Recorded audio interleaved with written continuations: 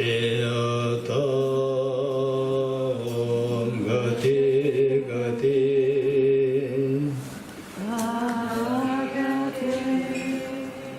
Parasam gati bodhisvatyata Om gati gati Paragati Parasamgati bodhisvatyata Om gati gati gati Parasamgati bodhisvatyata Om gati gati Paragati Parasamgati bodhisvatyata.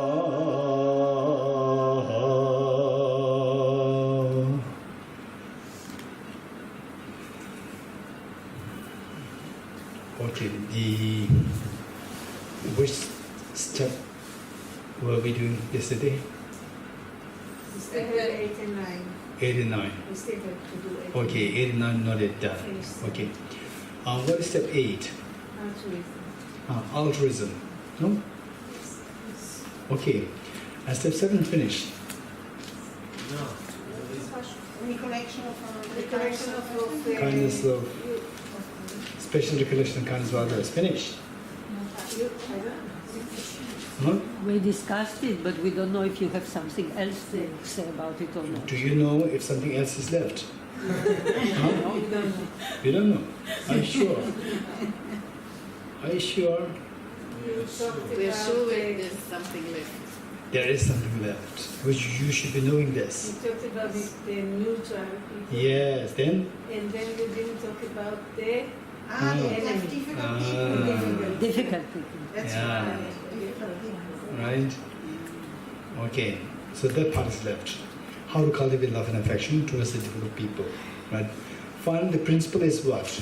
The principle is that the more you feel the benefit that you're getting from the other side, other person, the more you feel love and affection towards others. This is a basic principle. Don't forget it. Don't forget it. And how we try to explain this is on the basis of how the young child builds love and affection towards the mother. How the young child who does not have any feeling of love and affection towards the mother day one the child was born, and then by the age 3, 4, 5, tremendous intense love and affection was built. Feeling of love and affection is built in the mind of the child. What made the child to have this intense love and affection over this period of time? So that is all because of the child's sensing that this is a mother from whom he or she has been receiving maximum benefit. The more you feel that you are receiving benefit from that side, your mind automatically flows. The flow of the mind is known as love and feeling of closeness. Feeling of closeness is known as feeling of love and affection. Okay, this is the basic principle. Still, step 1 through to step 7 is precisely to build the feeling of love and affection towards others. Okay, now the others to whom we should be the feeling this love and affection, for whom we should be building this love and affection towards, that other is constituted of 3: the near and dear ones, neutral beings, and the difficult people. And the near and dear ones is very easy. So this is how everybody knows. Whereas neutral people, we learned how to build love and affection. The more if you don't think about it, it's very strange. If you don't think about it, and then your mind doesn't really flow. Even if you know, that's very true that I get this pen just for 10 shekels. 10 shekels. And if I were to make it by myself, on my own, it should cost me like billions of dollars. That's very true. And then the AC, and these lights, and the sound, and the clothes that we wear. Others are going to wear the old style, 2,000 years old style clothes, the homemade one, which is very rough. And then They say it's going to be very costly, right? Very costly. Well, the things that we have, you get it very cheap as compared to those things. So we see that all these benefits we get, and then they now so easy. For example, say in the past, even the Tibetans cannot really have the audience of this audience of Dalai Lama. Now the whole world can have the audience with this audience so easily. And now there's the internet. Internet, say that we can reap so much of benefit from this internet, so much of it. Any information that you want, you can get it. And any teaching that you want to receive from His Holiness and other teachers, you can get from the internet. And the internet, how many millions of hands are there in this internet? So thinking this way, we see that these are the benefits which we are getting and which were actually totally absent in those days. And all these people is not happening because of one person, two person. It's because of happening millions of hands there, and these millions of people, whose contributed to this kind of benefit that we are getting. Do you know these people? We don't know these people. These are known as the neutral people. It is because of neutral beings that we reap all this benefit. So this is. The more we think like this, the more we think. It's just a matter of thinking. It's a matter of thinking. And some people, compassion, comes to the person more naturally. For some people, they have to think very hard. They have to work so hard. And so the compassion. Why? Because in the past, the person who has been compassionate has already been practicing this for so long. In the past lives. Or early this life, or from the parents, and so forth. So it's just a matter of thinking. The more we think about this, the more the experiences are bound to happen to us. So therefore, on a daily basis, if we can make it like, say, a trend for us to think about the benefit. Okay, even the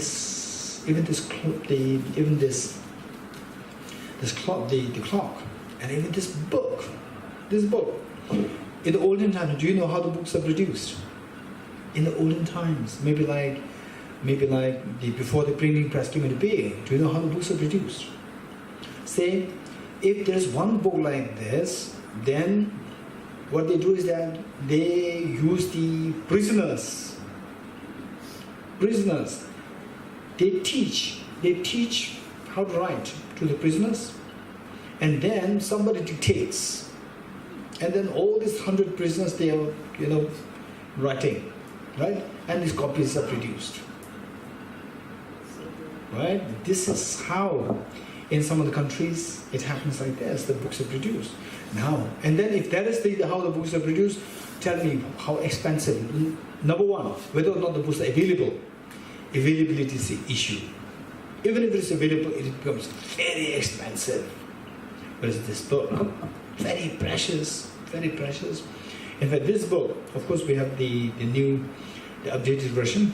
This book, in fact, many people who know His Holiness's, attended His Holiness's teachings, when they see this book, they just become so crazy to have this book. Looking for this book, they're not getting this book. There's something which we compiled over the last many years. It took us so many years, right? So in those days, impossible, right? Nowadays, the point is that, say for example, this book, the only thing is the moment we publish it properly, it just goes to the international market, right? Everybody gets it so easily. Okay, so the point is that these are the people, all these millions of hands involved, only then we get every detail of the benefit that we're enjoying is coming all because of these millions of hands. Do you know these people? You don't know these people. These are known as the neutral beings. And these benefits, your mother cannot provide. Your parents cannot provide. Right? For example, if your mother feels so compassionate, loving towards you, and so keen to give you a pen, which is so much easier than a feather, right? If she is to produce this, she has to have billions of dollars. Right? She cannot produce this by herself. It's because of the millions of the hands involved, all these neutral people, that we're getting the benefits. Okay, With this mind, the point that I'm sharing with you is what the ordinary people consider as, oh, very loving, very dear. We call these dear people, dear, where we receive the immediate benefits. Immediate benefits. I'm hungry, then my mother comes give me food. I'm hungry, and then the Isigla comes and gives me some food, right? Like this. Then, oh, he's so kind, she's so kind. This is how ordinary people see as the kindness. Whereas somebody who's more evolved would see more than that. Even this pen, even this light, even this car in which we're going to go today, even this car, without the millions and billions of hands involved, it's not possible. It's not just one generation. So many generations of hands involved, right? And who are these people? Without these people, I just imagine as somebody like us, a common person, 2,000 years ago, 3,000 years ago. Do you think that they enjoy, the same person like us, commoner, do you think that they enjoyed as much as what we enjoy, the privileges that we're enjoying, like the cars, the pen, this electricity, the microphone, the books, right? And the laptops, and then the phones. Do you think that they enjoy all these privileges? No. We are the same status, right? We are very common people, both of us, but we enjoy all these things, all because of generations and generations and generations of people's hands, millions and billions of hands involved. So this is how the ordinary people cannot think. The more we think about this, then we become evolved. We become more evolved, spiritually more evolved. Then, when you see the ordinary person, distinction that we're going to make between my near and dear one and this my neighbor or the stranger, you will not see the difference as much. Both are equally important, and in fact, to think very carefully, the majority, 80% of the benefit I get from the neutral people rather than from my mother and my family, right? So you feel them as so compassionate, loving, right? And then from this we see that your love and affection really spreads, and you become like a very mature mother. Small children, the children of the family, they fight over small chocolate. The mother will never have a sense of bias, will love everyone so equally, because for her, chocolate is nothing. She could see much broader than that, right? So this is how each one of us, we become evolved. As we become evolved, this is known as Buddha nature becoming awakened. Okay, now number 3, how to see with this then what happens? When you see that you are getting all this benefit, incredible benefit from these neutral people, automatically your mind will flow towards the neutral people. Flowing of the mind towards the neutral people is known as your mind becoming close to the neutral people. Flow means they go closer towards the neutral people. Your mind goes closer towards the neutral people. You feel close towards the neutral people. Feeling close to the neutral people is known as love and affection. So now the neutral people, there are no more neutral people. They are your very affectionate, loving, the beings. Okay, this is how we cultivate love and affection towards the neutral beings. Number 3, love and affection towards the difficult people. Okay, now say we are thinking of the benefits. What kind of benefits are we waiting for? Say 3 kinds of benefit. Immediate benefits, like the food, right? And like, so going to school, which your parents, they do. And then second kind of benefit which ordinary people cannot see as a benefit. Ordinary people take advantage, yet much more important benefit, like the pens, the facilities, all these through which we survive. They're all given rise to by the neutral beings. Now, getting all these things, what else are you waiting for? What other benefits you are waiting for? Any idea? Help to get to enlightenment. Enlightenment, finally, right?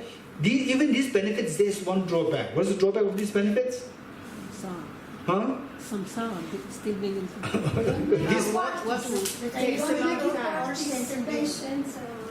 these benefits also have some limitations. What limitations? Say for example, the food that we get. out of millions of hands involved this could get, you eat it, your hunger resolves. Tomorrow again we become hungry.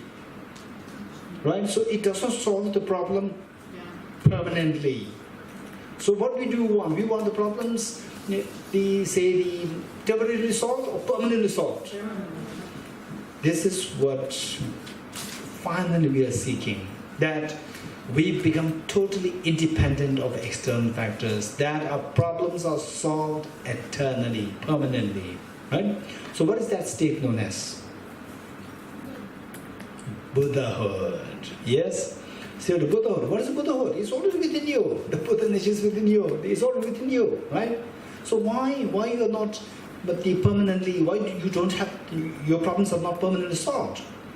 Because of this Buddha nature is obscured by the self-centered attitude. You're getting it? So now our job is, if you really want to see the permanent, lasting happiness, you have to get rid of this mental defilements. You don't have to look for Buddhahood from outside. It's already inside us.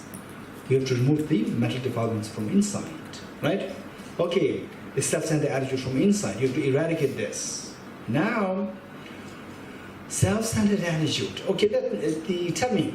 I'll get from what we have learned thus far, we see that finally we are seeking for the benefits. And the benefits are three kinds. One, the immediate benefits, like the food, right? When you see another child having chocolate, you not having chocolate, you expect chocolate. This is one kind of the benefit, very immediate benefit, which your parents, your brother, sister, your friends can offer. And another benefit is which even your friends, parents cannot give. For example, like all the benefits, like which even the past 2,000 years ago, they did not have, and yet we have all these things through which we survive. These benefits. These are the second benefit. Number three benefit is the most important benefit. That is Buddhahood. The benefit. The final benefit is what? The final benefit that we're seeking is the Buddhahood. Where we don't become, say, hungry anymore. Where we don't feel cold anymore. Where we don't feel fear anymore. Where our happiness is infinite at all times, eternally. Right? This is what we are seeking. This is known as Buddhahood. You're getting it? There are three benefits. Or tell me, what are the three benefits that we are seeking? The immediate, just immediate short-term benefits, and the expansive privileges and massive benefits, and then yet temporary, and then the other one is the lasting benefit. Three. So the immediate benefits are offered to you by what the ordinary people call as the dear near ones. And the other benefit, the benefit which even your near and dear ones cannot provide, right? These are provided to us by the neutral beings, the massive neutral beings. And then finally, the ultimate benefit is achieving the Buddhahood. To achieve the Buddhahood, somebody providing you pen cannot give you Buddhahood. Somebody providing you, making you the president or prime minister in Israel. Somebody making you the prime minister of Israel cannot make you Buddha, right? Somebody giving you any title cannot make you Buddha, right? So to achieve Buddhahood, you have to remove the self-centered attitude. I didn't understand the second benefit. Second benefit, the pen, internet, the books, the house, the cars, the road. Yeah, not direct. What's the how do you? Immediate meaning. Say for example, say you go to you pay money to buy the ticket to go from the kibbutz to Tel Aviv, and then you get the ticket. You go into the bus, you go into the whatever taxi.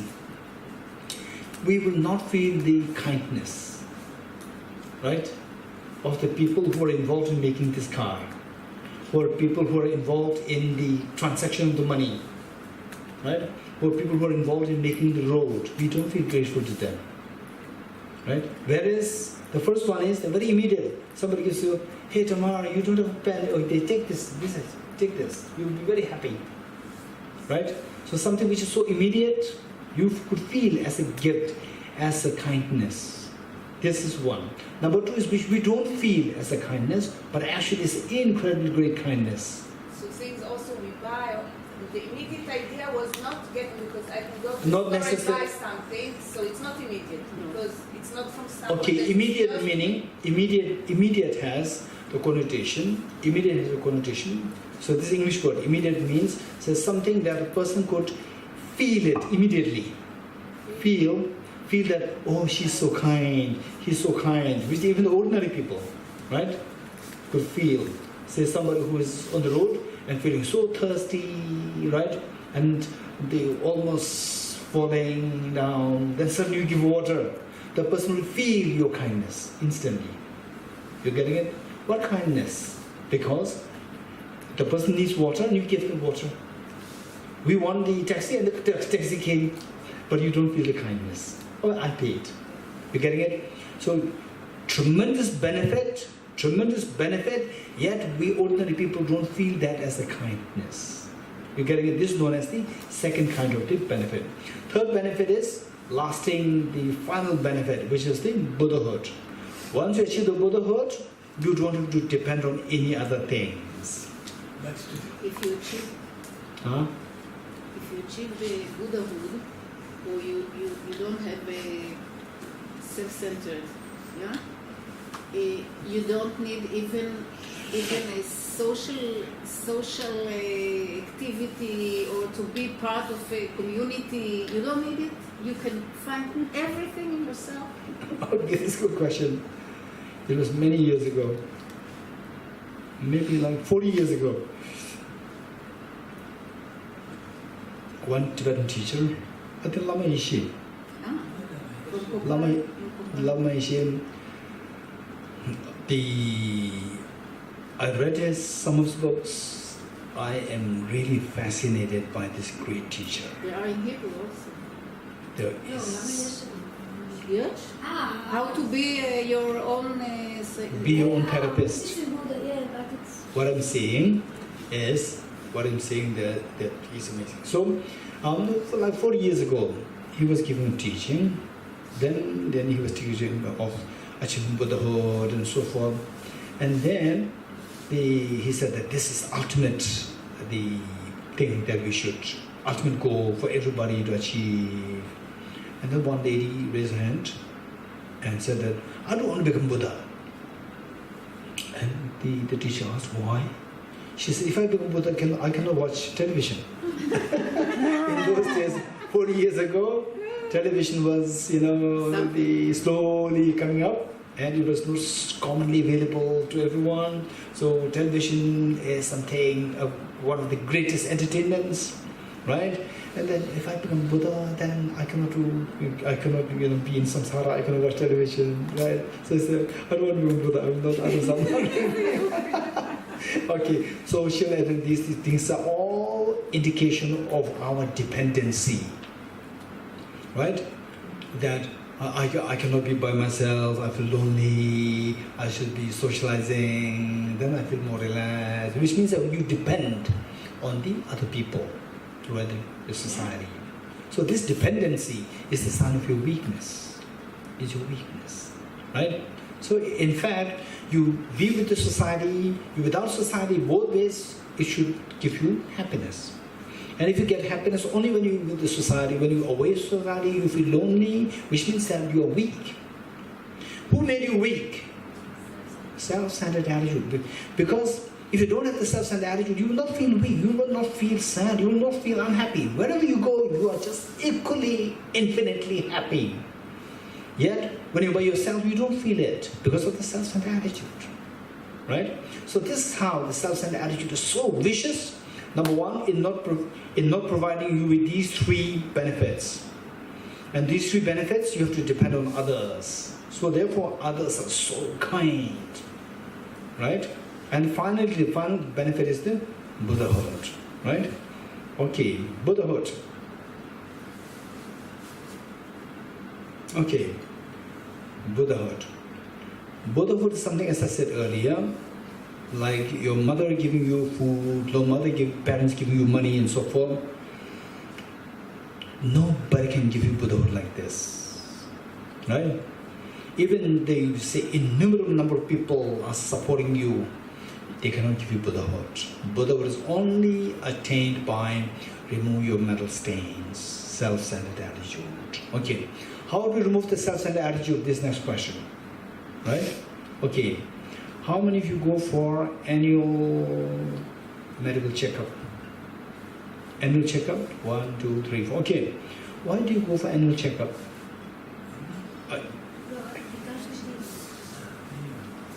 Annual checkup? Do you go there because of a problem and you go there? To negate disease. Huh? To negate diseases. To be sure that I don't have...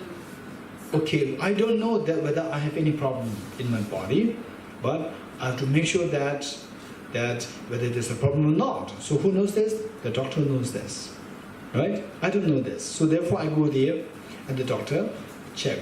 When you go for this medical checkup, the doctor will not give you any treatment. The doctor will only tell you have a problem. You have a problem? No problem. The doctor will tell you that. If you have a problem, then for treatment you have to pay extra.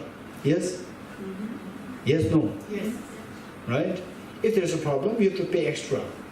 The what you paid earlier is just to identify. So even to identify the physical problems, you have to depend on somebody else, right? Okay, so now, say, you come from the Bodhicitta retreat, the series 16, right? And you go back, and your mother tells you, how's the retreat? Oh, very good, amazing. Time flies. I don't know how the time, it flew. It's 5 days. It's like 1 day. Amazing, very good. Right? And your neighbor comes. What a stupid thing that you did. Where did you go? You did not even take care of your family, right? What a stupid thing. What Bodhicitta retreat? Then what happens? Instantly you become so angry, right? This anger is the indication of the self-centered attitude, right? Your mother could not identify the self-centered attitude still there within you. Your mother says, wow, it's amazing. You start to glow, you're happy. I could see your face, I could see you're very happy, right? So your mother could not identify your problem inside, right? Without identifying a problem, you cannot eradicate this. You cannot become Buddha. So who helps you to identify your problem inside? Difficult people. They help you identify the problems, and they don't charge you at all. The medical doctors, they charge you, right? It's totally free. They don't charge you at all. And the moment you feel that, right, so angry, and then you be mindful. Okay, anger is a sign of self-centered attitude, which you learn from the Bodhicitta retreat, Kippus Bodhicitta. From you learned it. Oh, I remember it. Now, I still, the self-centered attitude is within me. Buddhahood is far away. I identify this. I have to get into the self-centered attitude. Who reminds you to get into self-centered attitude, and who reminds you that self-centered attitude is still within you? You're a difficult person. You're getting it? Difficult person. So therefore, the difficult person is the one who is so kind in helping you to achieve Buddhahood. Of the 3 benefits, which is the most difficult thing to achieve? The third one, Buddhahood. And who helps you there? Your difficult people, right? Difficult people helps you to achieve that. So therefore, the difficult people are the ones who gives you the greatest of the benefit, Buddhahood. Even your mother cannot give, right? So when you come with your mother, the mother, oh, you are nice. By going to the Bodhicitta retreat, you become more kind, you become nice, and you think that, yes, I become nice, kind, right? Okay, the renunciation, Bodhicitta, wisdom, emptiness, okay, listen. But in deep inside, still we have the self-centered attitude. So the enemy, in a way, the enemy is saying that, look, you become very angry. You're very weak.